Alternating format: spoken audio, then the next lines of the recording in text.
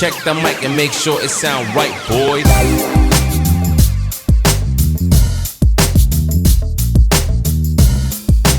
Heat waves. Galanza nakabuelo off two screens, lays it up and in for the first basket for the Heat Waves. Yeah, game pretty good for Robon. Wamar, this time he takes the free. He banks it in. He will take that. His first three coming from since game number 1. No, it's 0 out of 5 siya doon from 3 points. And those three guys happen to be Nico, Orlan, as well as AC Soberano. What a rebound and a putback. Speaking of stuff in the paint, Galanza tagged with a foul. Kaka-insert ni Coach Gerson Cabiltes. That really proves, you know, his belief in the defense of Galanza. Well, that'll be the Knights ball. Good call by Coach Gerson because Jore was pleading to Coach Gerson to challenge that call. Right. Gamboa improves ulit of steam. Numbers for Pangasinan. Bulanadi gets to his spot, off the glass and in. Oh boy, did he really needed. Look at Josh Fontanilla defending against Orlan Wamar. Gamboa knocks down a free. Shot fake. In traffic, nice pass to Denison. Open free, it's good. Itong si Vic Manuel, and if you're gonna front him, you're gonna have somebody help on the weak side. Orlan Wamar from way outside. Watch out. A long three-point bomb. Catching the defense, snapping that time by the Pangasinan Heat Waves. And the Knights open up an 8-point lead. Was shored up as a focus that's needed para dito sa Knights, as we see. You know, them, Marquez, a focus which Coach Alex Angeles has been wanting from the Knights since game number 1. Biggest lead of the series so far for the San Juan Knights. No mix in game number 1. 12-0 run by the San Juan Knights. Oh, Bulanadi intercepts that pass, however, and lays it up near the half-court line. Now you gotta go back and get some attempts quickly. Oh, another steal. Tumatakbo si Vic Manuel. Manuel derecho for 2. A big man with a southern way and crack that fast break point over for the Heat Waves. Fast break of the game is brought to you by Extreme X Pop Personal Karaoke Speaker, everyday karaoke. Well, a couple of bigs right there conniving in those last 4 points for the Heat Waves. That one by Alin Bolenadi, but how about a little show and go by Vic Manuel? The big man can run the floor. Binasic pass to the bigs that's actually allowing them those steals and points off turnovers. The muscle man, back-to-back baskets by the Knights. Pangasinan countering with 6 unanswered points. Denison, about the same spot, same result. Boy, I'm telling you, Ron Denison so much to Dexter Marquez in those kind of action. Alin Bulanadi strokes in a 3-point shot. Ay samantalang sa side ng Heat Waves, this is a venue. Ooh, what a block! Shot block! Bulanadi gonna be big. Inside, flips it up and in. Without the shooters on the outside. We have the game brought to you by 747 Live. Dito ka sa legit, your game, your chance, your thrill. Only with 747 Live. Talking about playing both ends of the floor, you get a stop on one. Pinasa kay Hugnatan, tumingin sa shot clock, 5 segundo na lalabi. Hugnatan, pumwersa sa loob, Papa Ray. Oh, how? Ito yung galaw kanina ni Raynel Hugnatan. Yeah, a little up and under against Vic Manuel, probably himself. Bulanadi heavily involved in their offense, got whacked in the face. I think. So bakit? Doon ka ba nagtitraps? 24-21, skip pass. They go to Nico Panganiban for free. Now that looked more like San Juan Knights basketball. You try and swing the ball over the low. To Alforge, guarded by Gortiza. Low post. Marquez spots up for a free. Nothing but nylon. Dexter Marquez, one of their really key taking it. Nathan wants it. There's this action again from the low block. Nothing in there. There's that skip. 6 seconds left on their shot clock. Panganiban straight to the cup. That pretty much is the only drive that I hing in Mindoro na, si Coach JC. Lokal na siya dun. Oh, lokal na. Manuel! Lista mo na yan. House. Gamboa off the dribble. Nice. Turns around. Nice. Good looking stroke for Arvin Gamboa. Well, I like The rebound. I felt Arvin Gamboa really settled for that jump shot instead of passing it over for another guy to try and create. Manuel sa tres. Wow. Yes! And a 4-point play opportunity coming up after getting fouled. If you go back to that Mpbl series, really knocked down that crucial three. And, he's averaged pretty much about close to 2 3-pointers per game, but this one's huge. That one's big. Things rather haven't gone the way. There's no reason we should not be ready for the number 1 overall as number 7. I mean, why do his words always feel like the truth already? Even with this lead of San Juan, Ken, Coach Mike? Di lang yun, half. And then when that outside shooting slowed down, that was where Nueva Ecija pounced. In this game, however, San Juan, sila ngayon. 42 seconds left in the second quarter. Orlan Wamar lines up a 3. Second triple from Orlan Wamar. Raul Soyod earning a nod after Ramos picked up his third foul. Orlan Wamar shooting the lights out at that point guard spot. And so far, yung kombinasyon na yan, ang ganda ng palitan di ba? Yeah. Ian and Hesed, but tonight, that's not been that much. Oh, man! Orlan Wamar with his best. Of those numbers early in the playoff games that he's played previously. Nakalusot si Lawrence Victoria. Victoria to finish. Off the dribble, Gamboa. Ooh, hard fall.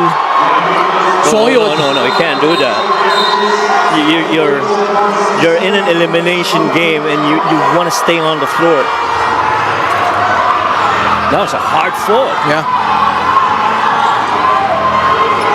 Well, Arvin Gamboa saw that middle lane open, so instead of going for that shot, went left-handed on that middle drive and really just changed direction, went to his right side instead, allowing that defense to fly by.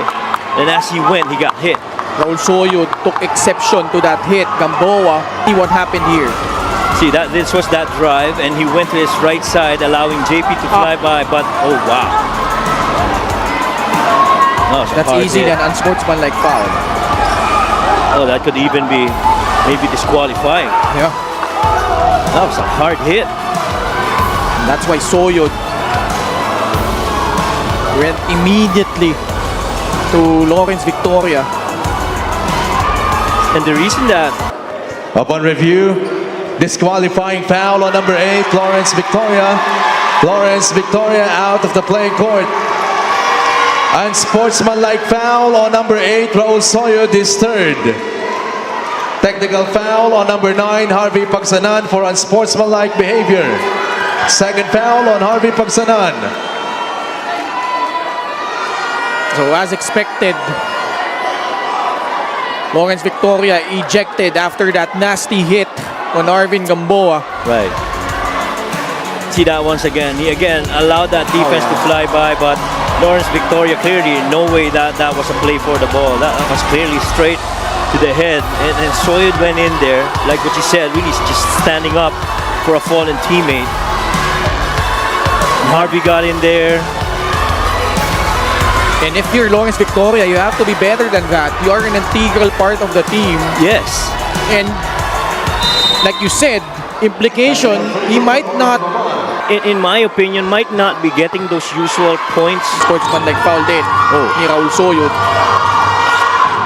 Gamboa fading away. Money on that midi. Wow, Arvin. Still coming up empty. Soberano. Dire-derecho. Lays it in. This lead has ballooned to its biggest at 20 points. The Knights.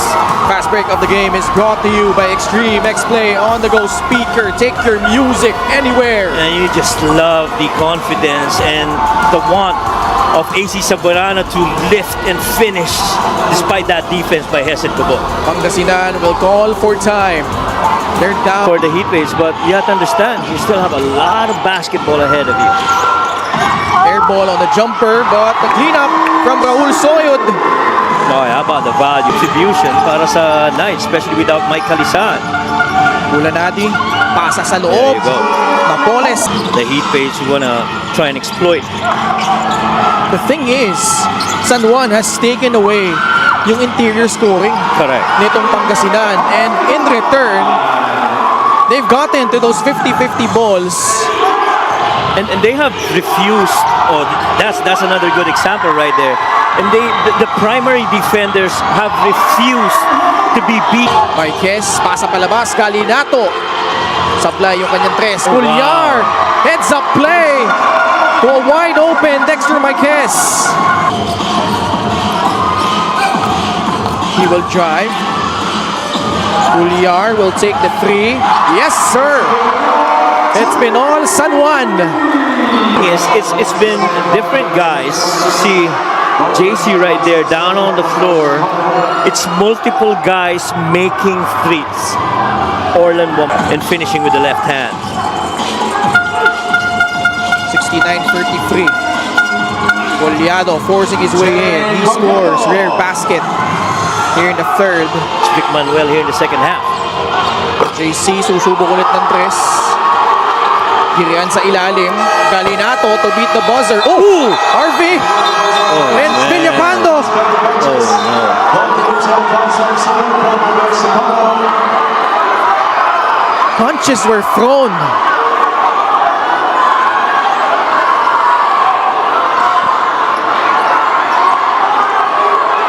That was at the end of the third quarter. That was at the end of the third quarter. They got entangled.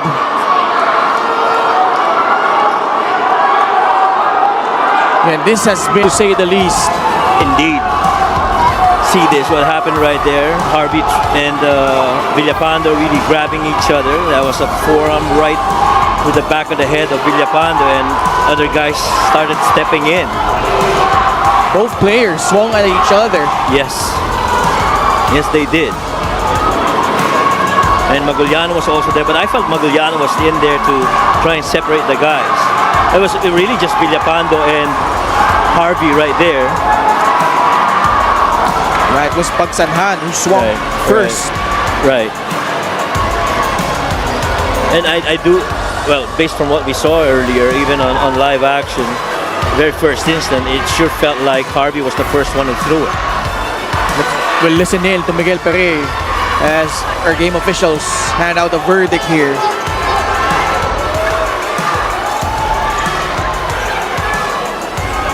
Tense moments here in the third. San Juan pretty much dominant here in game number 2. It is a double disqualifying foul between number 9 Harvey Pagsanhan and number 23 Ken Villapando. Harvey Pagsanhan and Ken Villapando out of the playing court. That's big. Both players ejected. Both committing disqualifying fouls. And babalik tayo ulit dun sa usapan, Ken, na kung ito ay aabot sa game number 3, merong mga implication yan, lalo na sa rotation of players. I mean, you'd like for key players to be available for San Juan Knights. in game number 3. Coach Gerson wants an explanation. Those are two versatile defenders Yes. getting ejected for both these squads. Both versatile, both very tough defenders, and, you know, mahalagang pyesa para sa dalawang coaches na ito. The referees have a tough task in them here, trying to maintain control of the action, because the way things are going, unless Pangasinan pulls out a miracle in the fourth, we are heading to a game number 3. Yeah, because this is what? This is a 36 34-point advantage. Put of Pangasinan all season long, 66 points. And that was against, can you make a guess? Actually, when they faced off against Muntinlupa, Bacolod kalaban nila. That's right. Mag-execute, and even amidst the wildfire, they're cool, calm, and Games na, lalo na in my opinion, that game number 3 series against Nueva Ecija, that was a very... Mabulak hesitated, eventually taking that shot, making it from... And if you go up against a team like that, this is one of the cleanest shots that they've taken so far into heat waves. With Bong Galanza coming out of a gate. The slight edge, 26-24. Totoo. And, oh, that's a push. That's going to be 2 free throws. Aldo, San Juan with the lead. Ramos sticks the jumper in. Prayers really going out to those affected in the Visayas, including our Wamar. Denison, corner pocket, free. Could be the nail in the coffin. And he's been that wanting to close out Game 3 and go back into the national finals. And ito namang heat waves. Another 3 this time by JC Pullar. But they ran into a pretty determined, a resilient bunch in the San Juan Knights.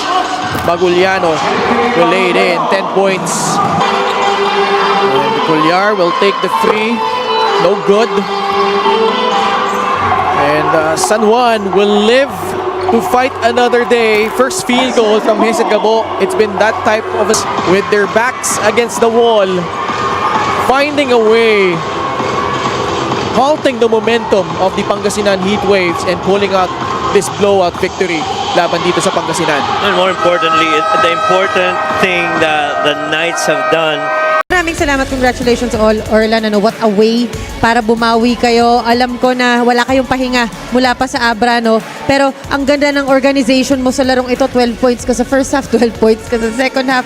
At ang pinakamaganda, yung 4 out of 6 mo na tres. Kumusta ka? Magkasundo lang kami lahat. No sacrifice to victory. So, pagkagaling ng Abra, practice kami agad. Adjustment agad. Nagkaisa kami lahat na gusto pa namin makapaglaro at pumunta pa rin sa finals.